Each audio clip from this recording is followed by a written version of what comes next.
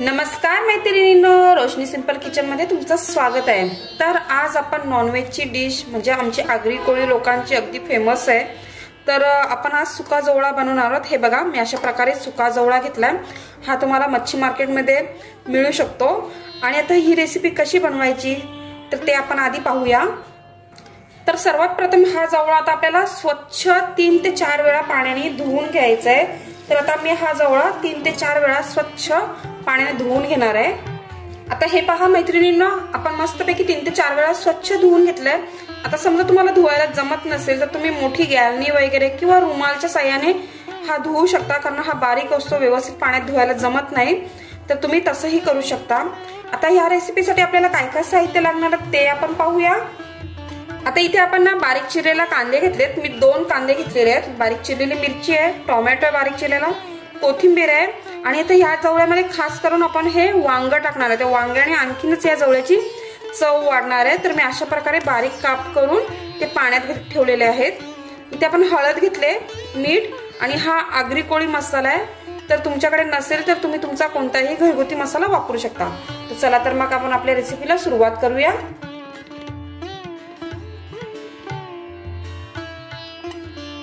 आता इथे आपण टोप घेतलेला आहे आणि त्यात मी तेल घातले।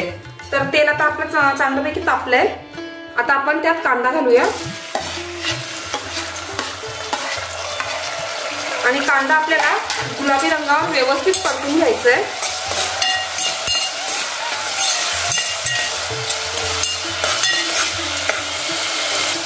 आता आपला कांदा गुलाबी रंगावरती झालाय परतून। आता आपण मिरची घालूया, त्यानंतर टोमॅटो सुद्धा मी घालते आणि आता टोमॅटो मऊ होण्यासाठी मी आता चवीनुसार मीठ घालणार आहे। त्यात थोडंसं मीठ कमीच घालायचं, कारण जवळा हा थोडासा खारटसरच असतो आणि आपल्याला टोमॅटो मऊ होईतर हे सर्व परतून घ्यायचंय व्यवस्थित। हे पहा, आपला टोमॅटो सुद्धा मस्तपैकी मऊ झालाय। अगदी सोपी रेसिपी आहे आणि अशी पटकन होते। जास्त काही साहित्य वगैरे काय लागत नाही या रेसिपीला, आणि लागायला पण तेवढीच भन्नाट लागते। आता आपण हळद घालूया,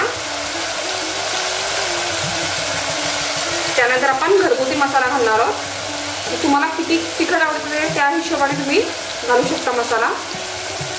तर व्यवस्थित मसाला परतून घेऊया।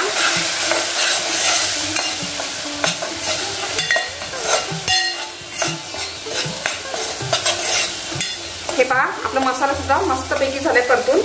आता आपण आपला जवळा घालूया।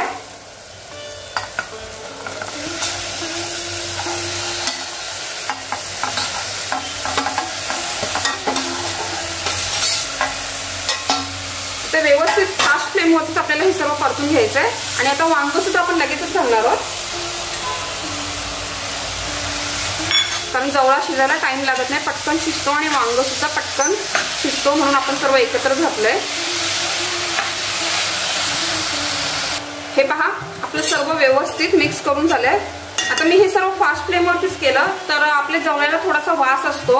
जर फास्ट फ्लेमने आपण जर व्यवस्थित परतलं तर तो वास निघून जातो जवळ्याचा। आणि आता मी गॅसची फ्लेम स्लो करणार आहे, त्यावरती झाकण देऊया आपण। आणि यात आपण पाणी टाकणार नाही, तर आपल्याला सुका जवळा बनवायचा आहे। आणि मी आता ताटावरती थोडंसं पाणी ठेवणार आहे आणि व्यवस्थित 7 ते 10 मिनिटं मंद आचेवरती आपण आपला जवळा शिजून देऊया। चला तर मग पाहूया आपण आपला जवळा। वाव, तुम्ही पाहू शकता किती छान झालेला आहे, हे बघा। आणि आपली वांगी वगैरे सर्व काही व्यवस्थित शिजलेलं आहे। आता आपण वरून खूप सारी अशी कोथिंबीर घालूया। आता गॅसची फ्लेम मी बंद करते आणि व्यवस्थित मिक्स करून घेऊया। तर आपला गरमागरम मस्तपैकी असा सुका जवळा तयार झालेला आहे। तर हा जवळा तुम्ही भाकरीवर, खास करून तांदळाच्या भाकरीवर अप्रतिम लागतो। तर आपली ही जवळ्याची रेसिपी झालेली आहे, तुम्ही पाहू शकताय। तर मैत्रिणींनो, तुम्हाला माझी जर रेसिपी आवडली असेल नक्की लाईक करा, शेअर करा आणि सबस्क्राईब करा।